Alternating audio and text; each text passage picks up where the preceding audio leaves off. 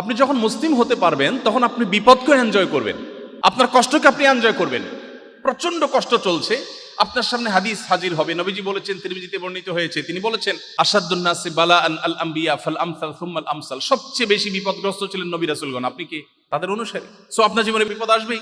আপনার সামনে আরেকটি হাদিস আসবে, নবীজি সাল্লাল্লাহু আলাইহি ওয়াসাল্লাম বলেছেন ইন্নাল্লাহা ইযা আহাব্বা কওমান ইবতালাহুম। আল্লাহ যখন কোনো সম্প্রদায়কে ভালোবাসে তাকে পরীক্ষার মধ্যে ফেলেন, বিপদে ফেলেন।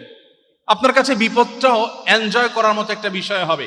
আপনার জীবনে নেগেটিভ জিনিসের মধ্যে আপনি পজিটিভ জিনিস খুঁজে পাবেন। কোনো বিপদ হয়েছে, আপনি নিশ্চিত হবেন আল্লাহর হুকুম ছাড়া, আল্লাহর নির্দেশ ছাড়া আমার জীবনে কিছু ঘটে না, আল্লাহর ইলমের বাইরে কিচ্ছু হয় না। সো এই বিপদের মধ্যে আমার কোনো কল্যাণ আছে, আমি নিশ্চিন্তে সেটাকে মেনে নেই, গভীরভাবে বিশ্বাস করি।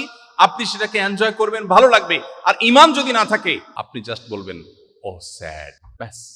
এরপর আপনার সান্ত্বনাকে, আপনি রোগাক্রান্ত, মর্মপীড়ায়, শারীরিক পীড়ায় আপনি ভুগছেন, আপনি খুব কষ্টে আছেন, কিন্তু আপনি জানেন নবীজি বলেছেন ইমানদার যদি তার পায়ে একটা ছোট কাঁটাও বিদ্ধ হয়, ছোট একটা কাঁটাও যদি ফুটে এবং সে যদি সবর করতে পারে, কাঁটা ফুটেছে, কাঁটা 14 গোষ্ঠী ধরে গালিগালাজ করে নাই, সে সবর করেছে, আল্লাহর কাছ থেকে সে রিওয়ার্ড পাবে, বিনিময় পাবে। তাহলে আমার এই বিপদে আমি যদি সবর করি, আল্লাহর কাছে বিনিময় পাবো।